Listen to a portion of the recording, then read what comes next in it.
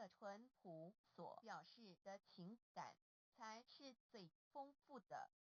莎士比亚无言的淳朴所表示的情感才是最丰富的。莎士比亚真正勇敢的人，应当能够智慧地忍受最难堪的荣辱，不以身外的荣辱介怀，用息事宁人的态度避免无谓的横祸。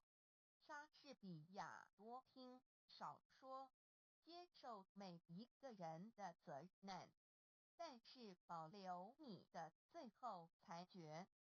莎士比亚点燃了的火炬不是为了火炬本身，就像我们的美德应该超过自己照亮别人，否则等于没用。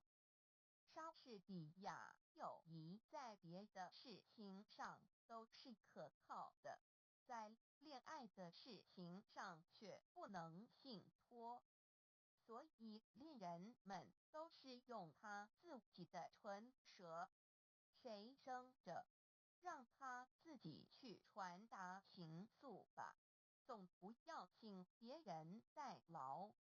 因为美貌是一个女巫，在她的魔力之下，忠诚是会在热情里溶解的。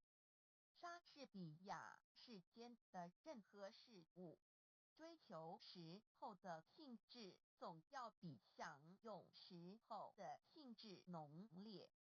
一艘新下水的船只扬帆出港的当儿，多么像一个娇养的少年，给那轻狂的风儿爱抚搂抱。可是等到他回来的时候，船身已遭风日的侵蚀，船帆也变成了百结的破捺。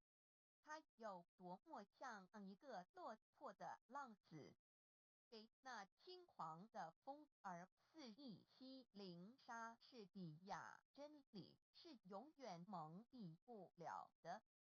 莎士比亚一个本领超群的人，必须在一群劲敌之前，才能够显出他的不同凡俗的身手。莎士比亚